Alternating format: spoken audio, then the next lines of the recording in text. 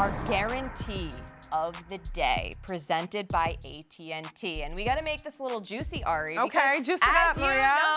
As you know, you were there at All-Star. Yeah. Big conversation, the CBA negotiations. And so that is what I am making my guarantee. Hear me out on this, okay? I guarantee there will not be a work stoppage going into next season.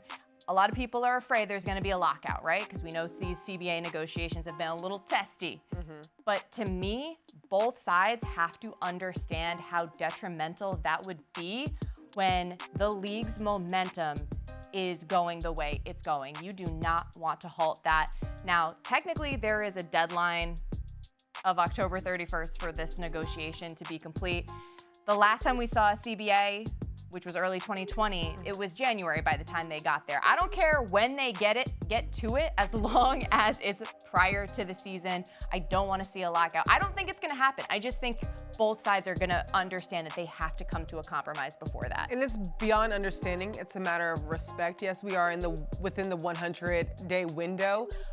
However, both sides know the value of that women's sports has right now. Just like you said, the value proposition is there. You can see with the investment, you can see with the valuation, you can see with the stands, you can see by the viewership. You can see that it's all coming together as one, and it would be detrimental to the league if they stop. However, there's under no circumstance is either party going to allow it to happen. But the players are firmly standing beside the fact that they want what they want. Yes. Well, look, the players have more leverage than they have ever had. And let's be honest about it. I think these players have had to, throughout their careers and historically throughout, the league since its inception, these players have had to fight to not be taken advantage of. They've had to fight to show their value. They haven't always been given a fair shake. This is something I really admire about women's athletes, right? They not only are expected to be the best at their craft, they are also expected to advocate for themselves. That's historically what's had to happen.